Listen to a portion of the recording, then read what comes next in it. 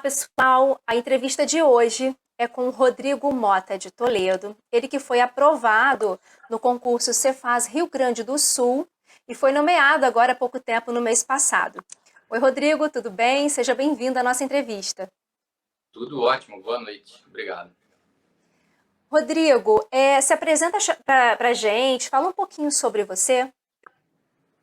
Bem, eu sou o Rodrigo Mota, eu tenho 39 anos, eu sou de Niterói, nasci aqui em Niterói, moro aqui em Niterói até hoje, sou casado, eu sou formado em Engenharia de Telecomunicações pela Universidade Federal Fluminense, UF, formei em 2006. De lá para cá, trabalhei na Oi, com telecomunicações, fiz concurso da aeronáutica e agora auditor fiscal lá do Rio Grande do Sul. Rodrigo, o que te levou a estudar para concurso público, né? Em que momento você sentiu essa vontade de começar a estudar para concurso público? Bem, isso é lá do final da minha faculdade, mais ou menos em 2006, que na época a minha visão era continuar na área de telecomunicações, né? Fazer para a Petrobras, engenheiro de telecomunicações. Na época, um monte de amigo nosso lá da faculdade passou no concurso de 2006, eu não passei. E daí eu fiquei ainda um tempo desempregado, depois de formado, e eu cheguei a estudar para técnico do Ministério Público do Estado do Rio de Janeiro, para fazer um teste. Saiu o edital, acho que eu estudei uns 2 meses, e até que eu fui bem, aí eu fiquei animado. Só que aí depois eu entrei na Oi e fiquei um tempo sem pensar em concurso. Isso veio só no futuro, novamente, que reativou essa vontade de concurso. Uhum. Agora, me fala um pouquinho dos concursos que você já fez, né? Até esse que você foi nomeado, Cefaz Rio Grande do Sul. Como eu tinha falado, eu fiz esse do Ministério Público do Estado do Rio de Janeiro. Foi em 2007, salvo engano, no início do ano. Eu fiquei, acho que em 508, né? E fui chamado 3 anos depois. Só que nessa época eu já tinha sido nomeado e aprovado no concurso da aeronáutica, no Departamento de Controle do Espaço Aéreo, engenheiro de telecomunicações, e onde eu fiquei lá 10 anos. E durante a minha preparação para concurso para fiscal, eu fiz alguns, né? Fiz o ISS Niterói, foi o primeiro que eu fiz, foi ISS Niterói. Fiquei, acho que em 167.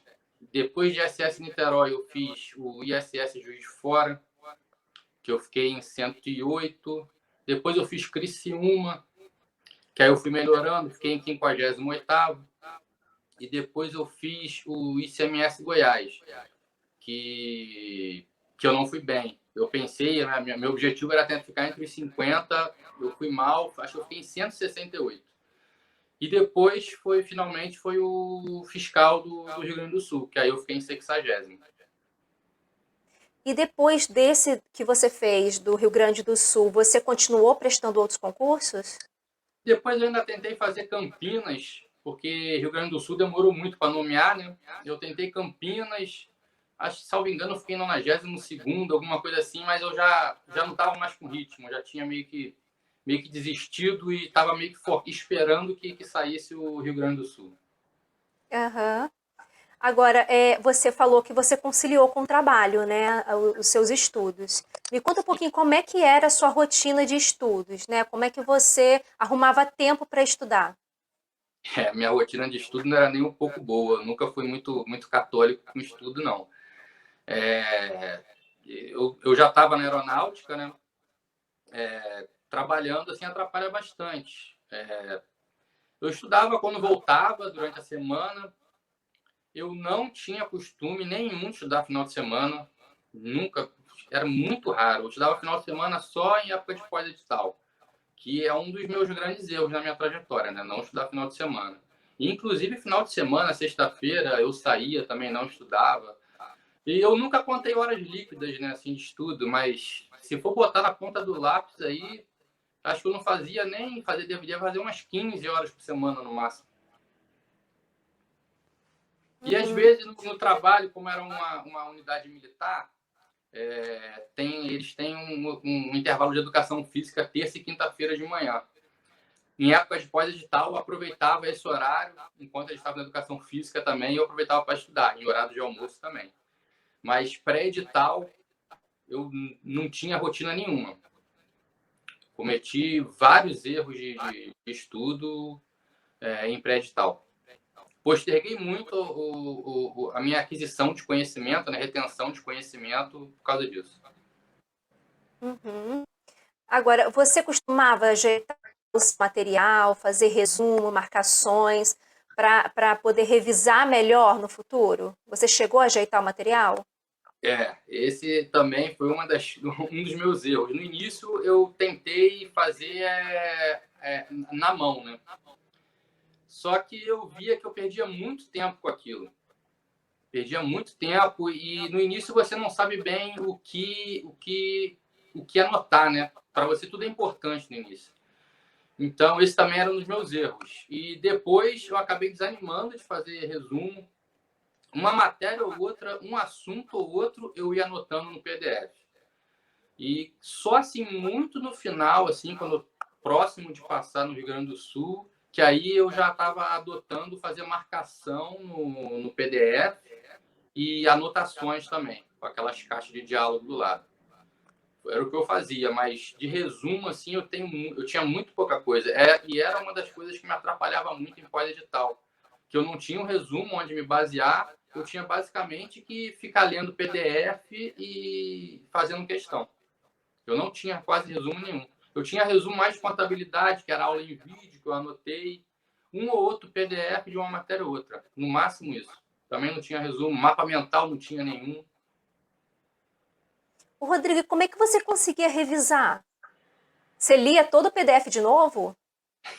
Muitas matérias e muitos assuntos eu fazia uma leitura rápida, uma leitura dinâmica muito rápida. Em algumas matérias eu lia aquelas dicas das metas da LS, as dicas de artigo, por exemplo, empresarial, eles marcavam os artigos para você ler. Esses artigos são os mais importantes. Aí eu li os artigos. E tinha matérias assim que assuntos que eu nunca tinha estudado. Aí eu tinha que fazer do zero. Aí lia PDF. Algumas matérias que eu já estava melhor, tipo direito tributário. Tributário já ia para questão direto. Era questão e ler comentário. Contabilidade também. Contabilidade eu tinha um resumo, como eu falei, tinha um resumo à mão dos vídeos que eu assisti. Aí eu lia esse resumo e fazia exercício. Aí, tentava balancear. Acho que eu não tinha resumo, eu li o PDF rápido, de forma dinâmica. Onde eu tinha resumo, eu usava. E nas matérias que eu estava melhor, ia direto para a questão. Uhum. E qual foi a matéria que você teve mais dificuldade no decorrer aí da sua trajetória? O que você fez para melhorar o seu desempenho nela? Então, uma delas acho que foi contabilidade. Contabilidade, acho que a maioria tem dificuldade. Eu comecei com aula em vídeo, ia fazendo resumo em cima daquela aula em vídeo, e depois eu parti para o PDF. Tinha um material em PDF bom, e então eu fiz um mix, né, de vídeo e depois PDF e exercício. E outra matéria que eu acho que quase ninguém cita e que eu tive muita dificuldade foi a auditoria. A auditoria, nossa, eu li aquilo, era um inferno para entender aquilo. Na verdade, eu não entendia muito, né? O que eu fiz basicamente foi pegar aqueles PDFs e ficava lendo, relendo, fazendo questão, lendo o comentário da questão, até absorver. E a auditoria, inclusive, foi uma matéria que, em Juiz de Fora, de 5 questões, eu acertei uma só. E ali eu já tinha quase 4 anos de estudo. Uhum. Não pode, né? Foi uma das coisas que a auditoria me deixou muito para trás também. Então você melhorou o seu rendimento nela batendo ali na mesma tecla, né? Teimando. Dando cabeçada, lendo, relendo, até o negócio entrar na cabeça. Uhum. E vem cá, o que você fazia quando você estava estressado, né? O que você fazia para reduzir o estresse? Que estresse, era raro eu ficar estressado assim em pré-edital, até porque, como eu falei, final de semana eu estava sempre fazendo uma coisa, viajava, fazia outras coisas. Mas pós-edital não, pós-edital realmente. Pós-edital eu estudava final de semana inteiro, era o momento que eu mais estudava. E aí, sábado à noite ou sexta-feira à noite, eu saía com minha esposa para jantar, tomar um vinho, algo assim. Uhum. Agora, para manter o foco, você tinha alguma tática? Manter o foco. Cara, eu acho que no meu caso foi mais persistência, assim, porque eu fiz muita coisa errada, mas eu nunca desisti, né? Eu sempre achei que eu poderia passar. Eu acho que foi isso meu maior motivador. Eu sabia que eu estava fazendo tudo errado, mas eu continuava. E eu acreditava que se eu insistisse, uma hora ou outra ia acabar acontecendo. Eu ia te fazer justamente essa pergunta, né? Se em algum momento você pensou em desistir. Passou pela sua cabeça em algum momento em desistir? Eu acho que o momento assim que eu fiquei mais chateado foi depois da prova de Goiás, que lá eu não pensava ficar acho que eram 25 vagas, se eu não me engano, eu não pensava ficar entre as 25, mas eu queria principalmente ficar ali próximo dos 50. E eu vi que eu não consegui. Eu não consegui, fiquei além de 150 também. Eu fiquei bem chateado ali. Eu falei, nossa, será que não é hora de eu desistir, traçar outros planos? Mas aí logo depois veio Santa Catarina, Rio Grande do Sul, aí eu voltei ativo de novo, eu voltei animado. Aham. E você teve o apoio da família, da sua esposa? Sim, sim. A minha esposa sempre me incentivou. Os meus pais, como eu não moro com eles não participaram tanto desse processo. Mas minha esposa sempre me incentivou a continuar. Aliás, eu sempre fui um pouco mais pessimista assim com relação a resultados, ela muito mais otimista do que eu. Que bom, né? Ter alguém ali para te animar. Com certeza. É muito bom. Ô Rodrigo, como é que foi para você ter um acompanhamento aí durante a sua trajetória, durante o pós-edital? Foi bom para você? Teve resultados? Eu acho que o mais importante do acompanhamento é a gente não ter que fazer esse planejamento de estudo, né? Que esse planejamento toma muito tempo. E eu acho que isso foi primordial para eu não perder. Eu já fazia já cometi um monte de erros. Se eu ainda fosse parar para planejar o estudo, aí não ia dar certo.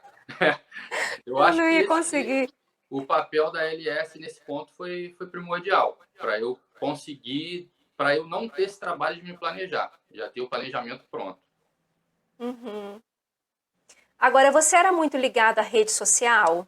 Você perdia muito tempo com isso? Não, não, porque eu não tinha Facebook nem Instagram. Fui ter Instagram agora, há pouco tempo. Isso E- não é um problema para mim, não. Esse não foi um dos seus problemas, Não, né? não. É, Como é que ficava? Você me falou que você, durante o pré-edital, você ficava super tranquilo, né? Não se Uhum. estressava tanto, não se preocupava tanto. Mas aí eu quero saber momentos antes da prova, né? Momentos antes da prova e durante a prova. Como é que ficava seu emocional? Você ficava nervoso? Não, eu acho que era uma ansiedade normal. Eu não ficava muito nervoso, porque como eu já era concursado, não tinha muita pressão sobre mim, né? E isso até teve seu lado negativo. Você não ter pressão sobre você, você relaxa no estudo. Se você não tiver um foco muito grande, você acaba relaxando. Mas durante a prova e pré-prova, assim, tinha uma ansiedade normal de prova, mas eu não me sentia pressionado, não ficava muito nervoso, exatamente por isso, porque eu sabia que se desse errado, eu tinha algo garantido. Então, eu ficava relativamente tranquilo. Era um ponto positivo que eu fazia a prova tranquilo. Agora, especificamente para essa prova do Cefaz Rio Grande do Sul, você foi confiante para a prova? Você foi acreditando que poderia ser sua? Fui, essa prova já fui mais confiante, porque eu vim de Goiás bem chateado. Aí, na época, eu conversei com o meu consultor, que teve Santa Catarina no meio. Eu até comecei, acho que eu fiz umas duas semanas para Santa Catarina, só que eu já estava cansado. Eu falei, ó, se eu tentar Santa Catarina, eu vou acabar atirando para tudo quanto é lado e não vou acertar nada. Eu vou largar Santa Catarina e vou focar no Rio Grande do Sul. E aí eu fiquei focado só estudando para Rio Grande do Sul. E eu fiz para o Rio Grande do Sul, foi a primeira vez que eu fiz uma coisa que eu nunca tinha feito para prova nenhuma, que era programar a minha prova. Por qual matéria que eu ia começar, quanto tempo que eu ia dedicar para cada questão daquela matéria.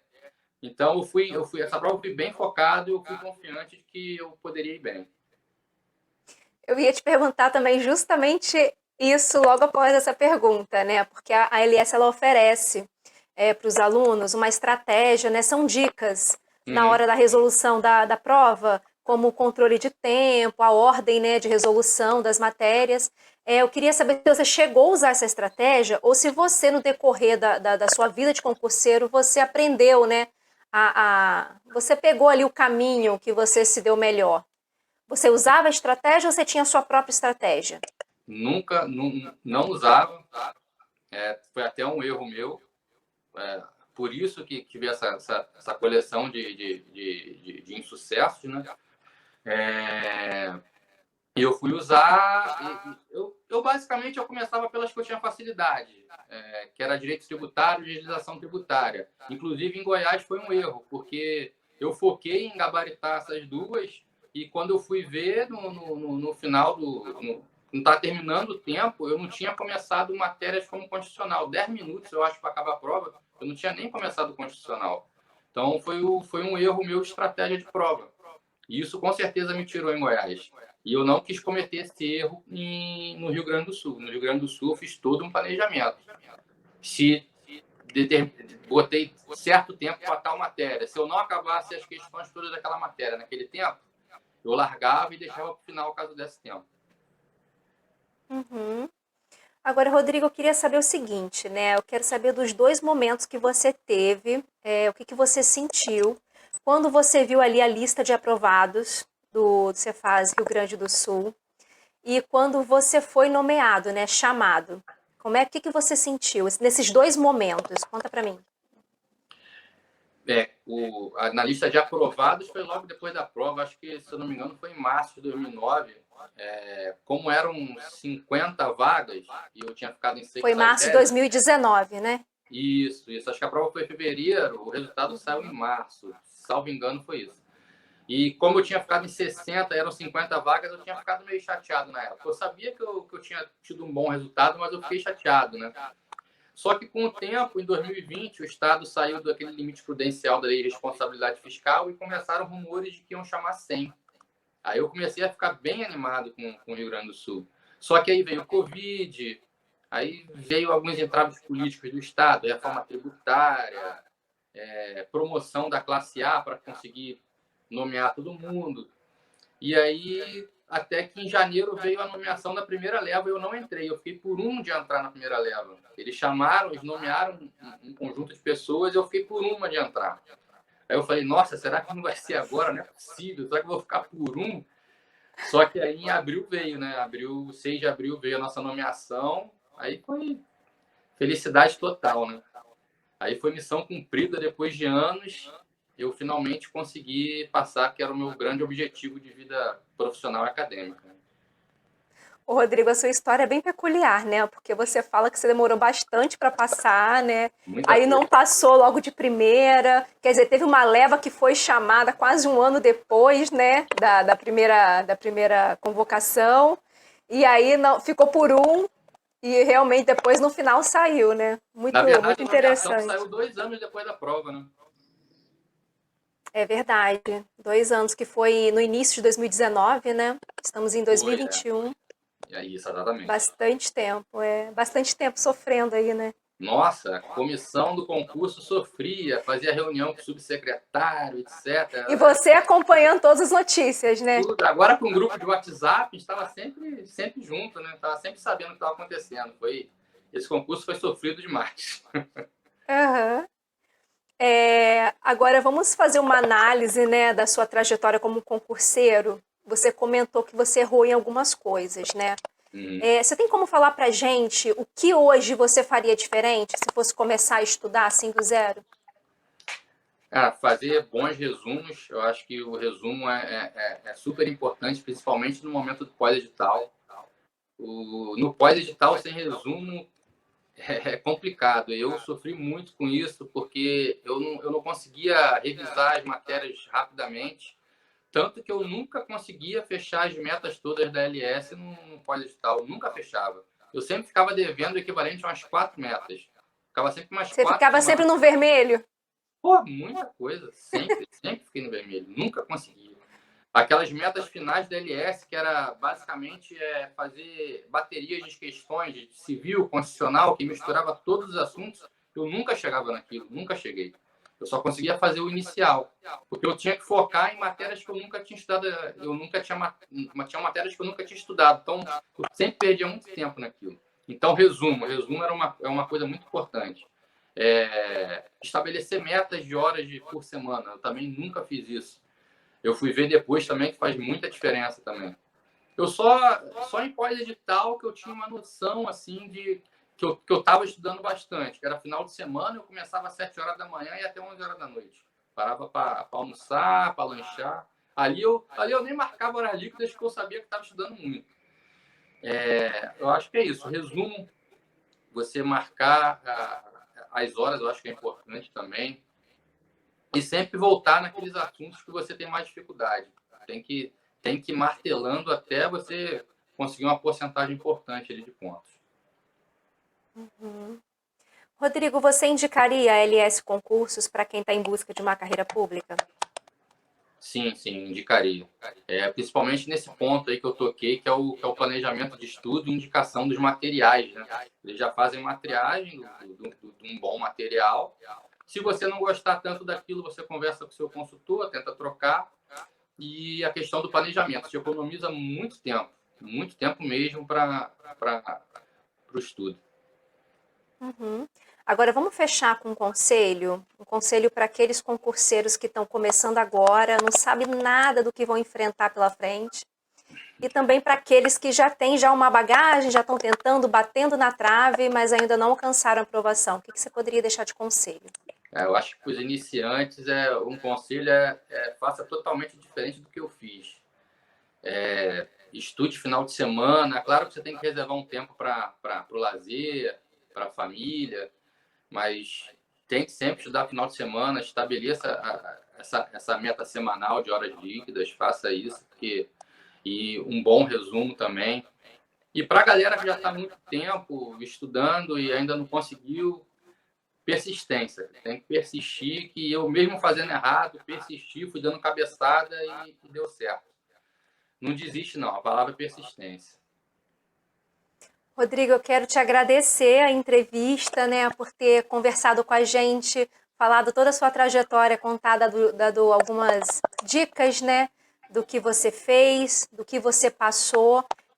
A gente agradece a entrevista aí por conversar com a gente. Valeu, Juliana. Obrigadão para vocês aí. Um abraço. Eu quero também te dar os parabéns, né? Eu não posso terminar a entrevista sem te dar os parabéns pela aprovação, pela nomeação, né? Até que enfim, né, Rodrigo? Pô, até que saiu. Enfim, pois o pessoal que vai ver a entrevista pode até pensar, pô, ele tá falando que não fazia resumo, que não estudava final de semana, tá tirando onda que passou. Não, não é isso. Eu quero dizer eu fiz tudo errado, por isso que eu levei 7 anos para passar. Não façam isso. Então, valeu, Rodrigo. Obrigada mais uma vez, viu? Valeu, abração. Pessoal, valeu. Obrigada, Rodrigo. Valeu. Pessoal, para a gente encerrar, né, eu gosto sempre de falar aquela frase que é muito certo, que para passar em concurso público não basta estudar muito, é preciso estudar certo. Um abraço a todos e até a próxima entrevista. Tchau!